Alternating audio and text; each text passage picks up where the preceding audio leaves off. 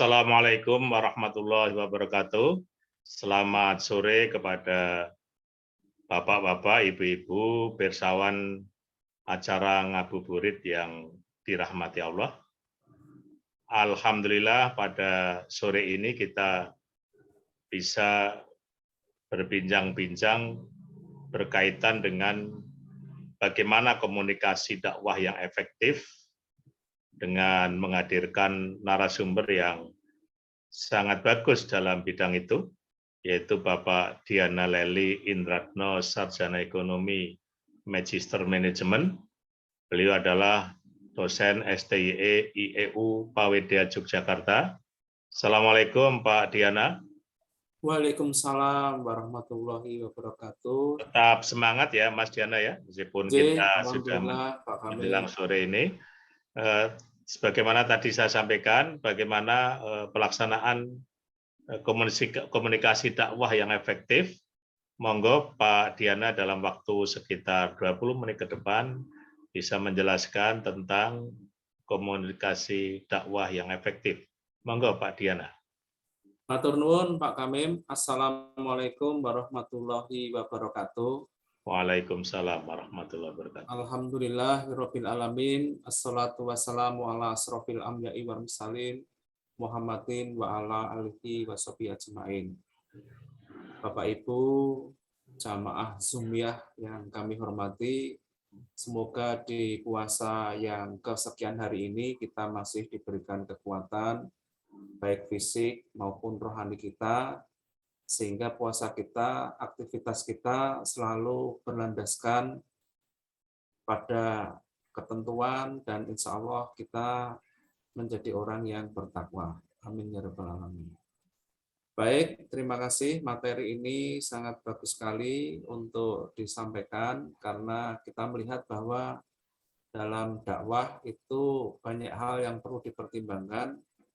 Terkait dalam hal ini yang perlu kita soroti adalah masalah komunikasi. Nah, komunikasi ini penting karena apa? Karena di dalam komunikasi sesungguhnya yang disampaikan itu adalah pesan. Pesan yang diciptakan, dibuat oleh seseorang dengan menggunakan media, kemudian disampaikan kepada audiens atau orang yang akan mendengarkan, melihat maupun menyaksikan. Nah, kuncinya adalah komunikasi itu prinsipnya adalah jelas. Yang pertama adalah jelas tujuannya, yang kedua adalah jelas isinya, yang ketiga jelas penyampaiannya, dan yang keempat, yang terakhir adalah jelas sasarannya. Nah, Bapak Ibu sekalian, ketika kita menggunakan prinsip jelas, maka dalam hal ini ada beberapa hal yang perlu kita sampaikan.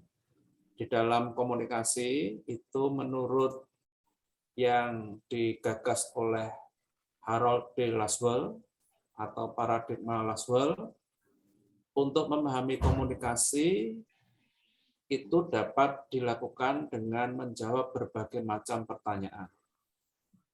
Nah, kemudian kita perlu jelaskan dulu bahwa komunikasi dalam hal ini adalah komunikasi yang menyangkut tentang dakwah. Kalau kita perhatikan, pengertian dakwah itu adalah mengajak orang lain untuk meyakini dan mengamalkan akidah serta syariah Islamiyah yang terlebih dahulu telah diyakini oleh pendakwah sendiri. Nah, oleh karena itu, kalau kita bicara tentang komunikasi dakwah, sesungguhnya komunikasi ini tidak bisa hanya sekedar disampaikan ataupun dijelaskan, tetapi di dalam komunikasi sendiri harus menjunjung beberapa aspek. Yang paling penting dan utama adalah kredibilitas. Kredibilitas yang dimaksud adalah kredibilitas yang menyampaikan pesan. Maksudnya apa di sini? Ketika komunikasi dakwah itu merupakan komunikasi yang mengajak atau yang disebut sebagai komunikasi persuasif, maka seseorang yang akan menyampaikan itu harus betul-betul yakin bahwa dirinya itu layak untuk menyampaikan dan kemudian yang menyampaikan itu pun sebagai sebuah model percontohan. Karena di dalam komunikasi dakwah, kalau itu tidak bisa diwujudkan, maka dakwah itu tidak akan bisa tersampaikan dengan baik. Ya. Komunikasi dakwah itu sesungguhnya juga merupakan cara berkomunikasi agar orang lain itu bisa merubah baik perilaku, pemikiran, ataupun dari sisi pandangan ke arah yang lebih islami. Nah, sehingga orang yang menyampaikan pun juga harus tidak hanya menguasai secara kognitif tentang teori, tetapi dari sisi perilaku juga bisa dipertanggungjawabkan. Nah, menurut Harold itu ada beberapa pertanyaan yang bisa untuk dijawab di dalam komunikasi. Yang pertama adalah di dalam komunikasi itu siapa yang menyampaikan pesan. Nah, siapa yang menyampaikan pesan itu terkait dengan tadi saya katakan bahwa seorang komunikator itu harus memiliki kredibilitas dan integritas. Orang yang layak dan patut bisa dipercaya dan yakin bahwa yang disampaikan itu sudah dilakukan atau sudah diperbuat. Ini yang penting. Karena apa? Kegagalan seseorang ketika menyampaikan dakwah tetapi tidak konsekuen dengan apa yang menjadi perilakunya, itu akan tidak efektif. Sehingga di sini harus membangun dirinya supaya dirinya itu kredibel di mata audiens. Kemudian yang kedua itu adalah apa yang disampaikan. Yang disampaikan itu terkait dengan substansinya. Nah, tentunya apa yang disampaikan itu sangat terkait dengan topik-topik yang menjadi alternatif.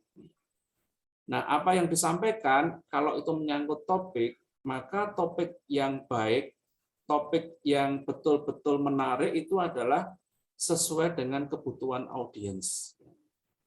Sehingga dilihat dari sisi topiknya pun harus berangkat yang diinginkan audiens seperti apa toh. Atau dengan kata lain, kita harus memotret audiens. Audiensnya itu butuhnya apa, kemudian diagnosis masalahnya apa, kemudian kita baru menyampaikan atau menentukan topiknya. Sebagai contoh misalnya ketika bulan Ramadan ini banyak ustadz-ustadz yang mohon maaf ini di dalam menyampaikan ceramahnya tidak dibekali topik. Akhirnya apa? Akhirnya yang disampaikan itu sudah tersampaikan oleh ustadz-ustadz yang lalu. Nah, sehingga ketika di awal Ramadan yang sudah lengkap, kemudian diulang pada pertengahan Ramadan. Nah, ini tidak akan efektif. Karena apa? Karena topik itu sudah pernah disampaikan. Nah, butuhnya audiens itu mungkin dari sisi yang lain, misalnya katakanlah topik-topik atau isu-isu terkini, misalnya terkait dengan kepemimpinan, terkait dengan narasi ekonomi, ataupun persoalan-persoalan yang sedang terjadi saat ini, kemudian bagaimana perspektif Islam di dalam melakukan pendekatan atau sebagai analisis untuk memecahkan persoalan atau problem yang dihadapi bangsa ini, misalnya seperti itu. Kemudian yang selanjutnya itu adalah melalui saluran apa komunikasi itu disampaikan. Nah, tentunya ini sangat berbeda antara komunikasi yang dilakukan dengan menggunakan kajian virtual dengan yang dilakukan secara tatap muka offline. Nah, kalau menggunakan Zoom, maka jelas ya, orang yang akan mengikuti Zoom itu sudah punya niatan terlebih dahulu. Bahkan konten keilmuannya itu jauh lebih dominan dibandingkan kalau misalnya komunikasi itu dilakukan secara tatap muka. Nah, banyak pendakwah-pendakwah, ustadz-ustadz ini yang kadangkala istilahnya menggunakan saluran komunikasi yang harus tidak misalnya katakanlah tidak melalui pertimbangan. Misalnya kalau menggunakan Zoom ya sebaiknya dibekali dengan PowerPoint misalnya. Karena apa? Karena kalau misalnya itu disampaikan secara tatap muka langsung, maka bisa jadi pendakwah itu menyampaikan secara lugas. Tetapi kalau melalui Zoom, maka sebaiknya menggunakan PowerPoint. Nah, di dalam membuat PowerPoint itu juga harus betul-betul diperhatikan, ya. Jangan terlalu banyak tulisan, ya, tetapi bahasa-bahasa gambar, bahasa-bahasa grafis itu akan lebih menarik. Kemudian yang selanjutnya kepada siapa? Nah, kita harus betul-betul tahu audiens kita itu siapa. Sehingga di dalam memilih diksi, membangun narasi, itu betul-betul bisa dipahami secara baik. Ingat bahwa komunikasi itu pada prinsipnya adalah jelas. Jelas di dalam penyampaiannya maupun jelas di dalam substansinya. Nah, kadangkala seseorang yang bicara dengan orang banyak itu tidak memahami betul profil audiennya. Audiennya itu siapa toh? Kalau audiensnya itu katakanlah dilihat dari segi pemikiran, pendidikannya itu ya katakanlah sejajar, ya relatif pendidikannya itu pendidikan tinggi misalnya, itu akan dengan mudah kita menyampaikannya dengan bahasa-bahasa yang agak variatif. Tetapi kalau audiensnya itu misalnya kebanyakan orang awam, ya sebisa mungkin komunikasi itu disusun dengan menggunakan diksi dan narasi yang mudah dipahami. Kemudian yang terakhir itu tentang pengaruhnya. Di dalam komunikasi dakwah tentunya diharapkan setelah audiens mendengarkan paparan dari narasumber, itu harapannya adalah ada perubahan gaya hidup, perubahan perilaku, perubahan pemikiran, ke arah yang lebih baik. Sehingga kita harus bisa mengukur.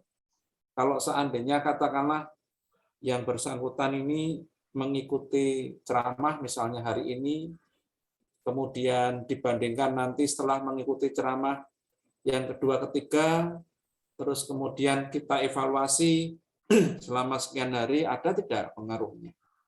Atau dengan kata lain, kita bisa juga melihat ekspresi daripada audiens itu. Ketika seseorang mengatakan sesuatu nasihat, maka ekspresinya bagaimana? Sehingga bahasa-bahasa yang disampaikan itu bukan bahasa-bahasa yang hanya sekedar menjelaskan, tetapi bahasa-bahasa yang dikemas di dalam cerita-cerita yang inspiratif, ya, yang bisa membangun, menyadarkan seseorang untuk melakukan perubahan di dalam hidupnya. Nah, ini memang tidak mudah. Karena yang namanya berubah itu butuh niatan, pemikiran yang serius, ya, susah sungguh-sungguh untuk melakukan perubahan. Nah, komunikasi itu dapat dikatakan sebagai seni, seni untuk menyampaikan informasi.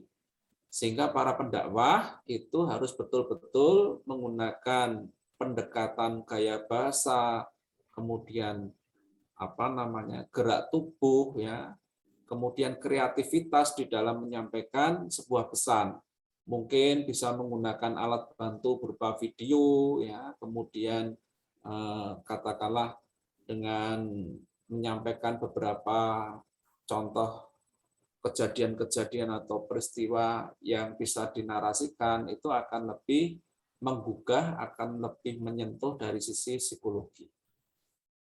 Nah, kemudian yang selanjutnya perlu kita pahami juga yang namanya gaya komunikasi itu juga harus diperhatikan. Gaya komunikasi itu ada 3. Yang pertama adalah komunikasi agresif, komunikasi asertif, dan komunikasi non-asertif. Maksud dari komunikasi yang baik itu adalah komunikasi yang lugas, tetapi tidak melukai ataupun tidak membuat orang lain itu merasa sakit hati. Nah, di dalam komunikasi dakwah itu tidak kemudian menggunakan komunikasi yang ujungnya adalah menghakimi, Anda salah, Anda tidak benar, bukan seperti itu, tetapi di dalam komunikasi dakwah itu adalah bagaimana menggunakan komunikasi yang lugas tetapi persuasif. Ya.